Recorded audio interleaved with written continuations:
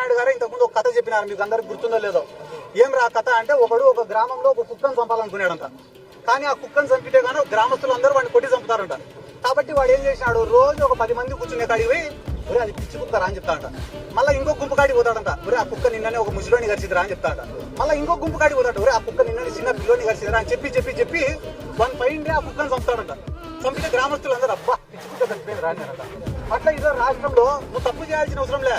రోజు ఒక 4 టీవీ ఛానళ్లలో వీడు ఆడదాం ఆంధ్రాలో 100 ఎత్తినాడు, వాడు 300 ఎత్తినాడు, వాడు 400 ఎత్తినాడు, వీడు మైనింగ్ లో ఎత్తినాడు, వాడు క్వాడ్స్ లో ఎత్తినాడు, వాడు లిక్కర్ లో ఎత్తినాడు అని చెప్పి ఒక్క పథకం ఇవ్వకుండా డైలీ అన్ని ఛానళ్లలో జగన్ సార్ ఏం సార్ కరెంట్ ఛార్జీలు పెంచినారు కదా అంటే చెవిరెడ్డి భాస్కర్ అరెస్ట్.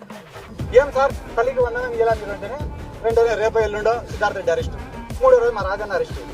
అంటే అరెస్టులను చూపించుకుంటా వీళ్ళు రాక్షసులు అని చెప్పుకుంటా ఈ రాష్ట్ర ప్రజలకు మొత్తం సున్నం పెట్టే ఆలోచనలో వీళ్ళు ఉన్నారు.